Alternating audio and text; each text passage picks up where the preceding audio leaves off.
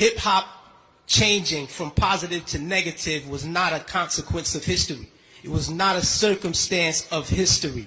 It was nothing that just happened on its own. It had nothing to do with the changing of the times. It had nothing to do with that. It had everything to do with the fact that there are people in this particular society who wants to see us exactly where we are.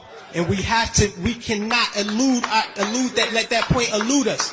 These are the facts. How do we know? 1967, Kerner Commission report on urban disorder. When black people said, yo, we're tired of this system. You know what I mean? This system is oppressing us. So we rebelled against the system. We burned things. We said, yo, we had enough. He did his little report on what caused these riots. He said, what caused these riots? He said it was young children who started these riots, and what was motivating them was a high self-esteem and an enhanced racial pride. He said the majority of the rioters were high school dropouts, but they had a higher political orientation than their peers who did not drop out. And they saw the system as their enemy, so they attacked it in the right circumstance. So, fast forward to 1992. Same thing. #1 record on the radio, we had Fight the Power. Fight the Power is on the radio. Rodney King gets beaten before the world. The black youth rebelled against the system. Again, they did it again. And why? What primed them? Positive hip-hop. Primed them. Fight the Power. X-Clan. Brand Nubian. You had these groups out here who were pushing, who were politically orienting black kids in the right direction, giving them the proper prompters that they needed so that they can respond properly to oppression. All right? In 1967, when the riots happened, he saw that the self-esteem and the racial pride was fueling this. So he said, how do I bring that down so that they will not riot? And what he did, he flooded the airwaves with black exploitation movies.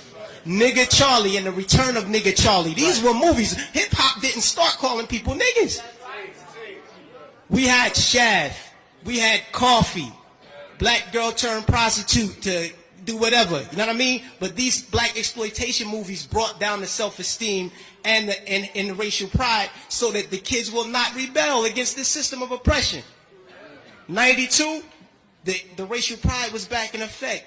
We had black kids going to Dr. Ben Yuckinen lectures. We were spending our money to go see Farrakhan speak as opposed to going to a strip club.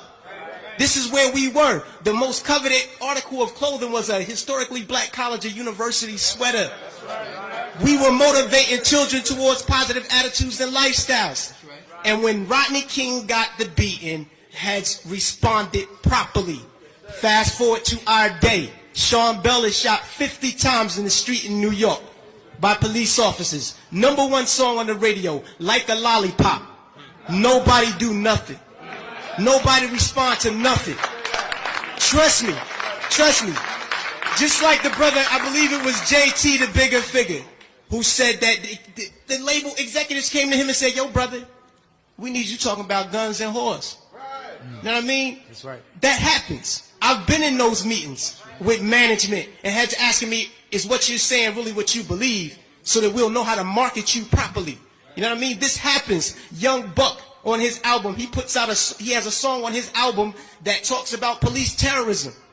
The label said absolutely not. Jimmy Iovine said absolutely not. You cannot put that record on the album because it might create an atmosphere that might put police officers' lives in danger. Right. So they took the record off, but they let him keep the other 14 songs on the album that talked about killing black youth. So this is what we're dealing with. We're not dealing with a circumstance or consequence of history. You know what I mean? The environment that we're embedded in puts us in a situation where we feel we have to maneuver and play the game and water our message down. You know what I mean? But no, what happened was they intentionally shifted the paradigm to get us exactly where we are right now. Right now, we're feeding the prison industrial complex right now. Our kids are going to prison because they're promoting these records. They're promoting these records daily that send us to jail. You know what I mean? It's cool to go to jail. You know what I mean? They glorify these things. And it's not the black youth. We're in a position where we get, like the brother said, the choice. You know, he said, yo, I chose the positive. So I didn't do it. But every youth is not going to take that route. I know I come from the projects, grew up in the projects all my life.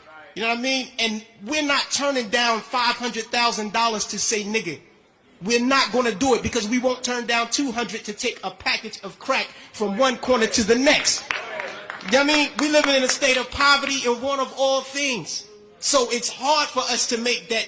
Our judgment is clouded.